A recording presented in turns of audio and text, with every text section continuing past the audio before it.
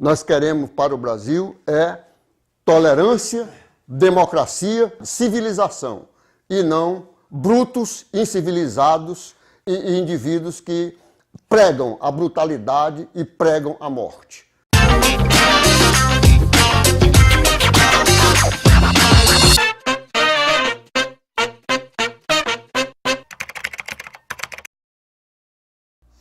Nós estamos há 3 dias das eleições para presidente da República, agora no dia 7 de outubro, em primeiro turno.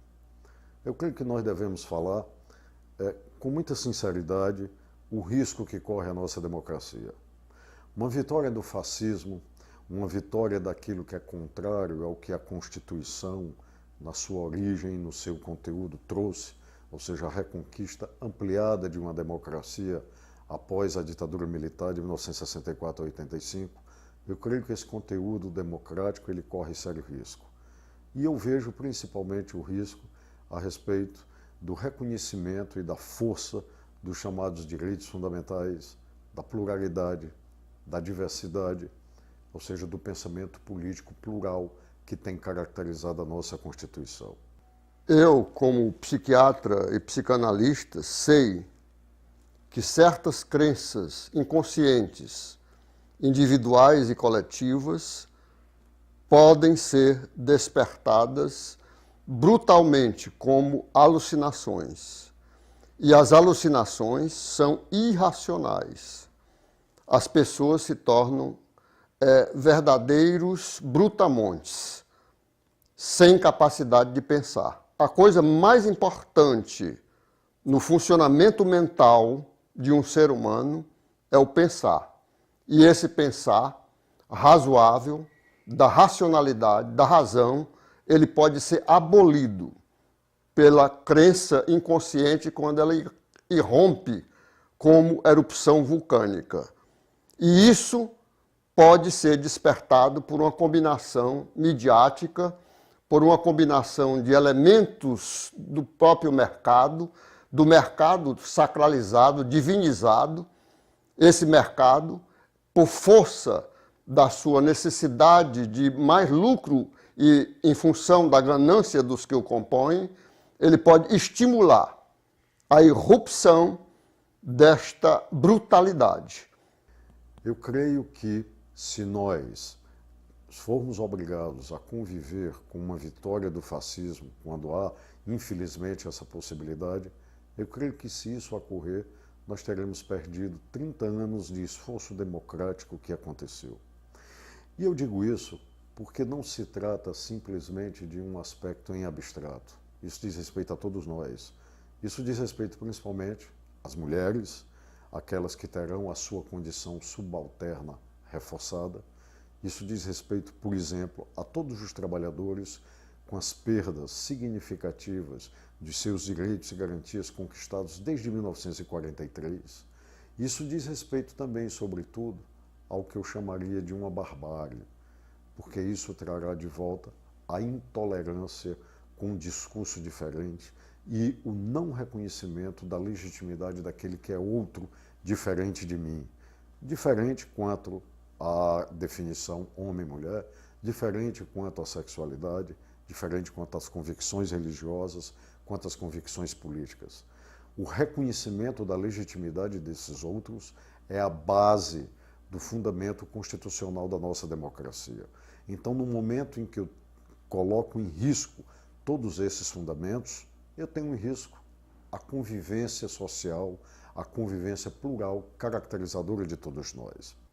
E, naturalmente, as pessoas que se encaminham atrás de um líder deste tipo, como no caso de Hitler, né, ou de Mussolini, e mesmo do próprio Stalin, num determinado momento, essas pessoas elas não têm uma consciência clara do que realmente acontece com elas. Elas simplesmente precisam, para manter a irracionalidade, precisam do inimigo. E o inimigo pode ser fornecido pela mídia conservadora, pelo sistema irresponsável das mídias conservadoras. E esse inimigo pode ser uma sigla Esse inimigo pode ser alguém que não concorda com você, pode ser alguém que tem uma diferença visual, pode ser alguém que tem uma diferença intelectual. Enfim, a intolerância se instala, como aconteceu na Alemanha e aconteceu na Itália, e como isso foi extremamente danoso para a humanidade. Imaginemos, por exemplo, o funcionamento do Poder Legislativo, o funcionamento de qualquer repartição pública, o funcionamento do Poder Judiciário, o funcionamento dos órgãos do Executivo após uma eventual vitória dessas forças reacionárias e fascistas.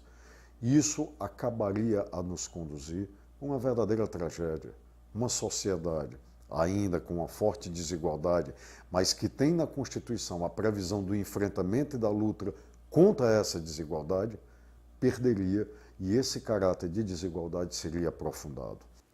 O crer, a crença é inconsciente e esse crer pode se aliar a uma destrutividade sem freios. Essa é a questão que pode se colocar no sentido de que um determinado grupo político montado no sistema de mercado possa acionar todo esse dispositivo de Estado para, em nome da própria sociedade, em nome de uma democracia que já não existe, liquidar com os seus adversários. E, no caso, são aqueles que estão na base da pirâmide social, ou seja, aqueles mais frágeis. Os pobres, os negros, os indígenas, as mulheres, ou seja, isso significa uma verdadeira guerra, uma verdadeira guerra de insensatez e de intolerância. Eu creio que é chegada uma hora de nós decidirmos. E claro, tomar uma decisão que não é tão complexa, porque se trata de uma decisão entre a escolha de um futuro mais promissor, claro que longe daquilo que nós queremos como ideal, mas de um futuro pelo menos que reconhece a abertura de outras contribuições. Nós temos essa escolha e nós temos o oposto disso. Nós temos uma possibilidade de uma escolha para o regresso, que eu creio que é um regresso que não é comportado pela nossa Constituição, nem pelas nossas instituições. Então, a minha reflexão, nessa hora, uma hora decisiva da sociedade brasileira, é a respeito dessa escolha que nós faremos. E eu creio que nós não escolheremos o regresso, aquilo que ficou para trás. Nós escolheremos a abertura democrática do futuro. Eu assim espero e eu creio que o brasileiro estará alerta para essa possibilidade. Curta esse vídeo, que é um chamamento meu e do professor Martônio Montalverne, um psicanalista e um jurista, porque estamos temerosos, preocupados com o futuro do nosso país, do nosso Brasil.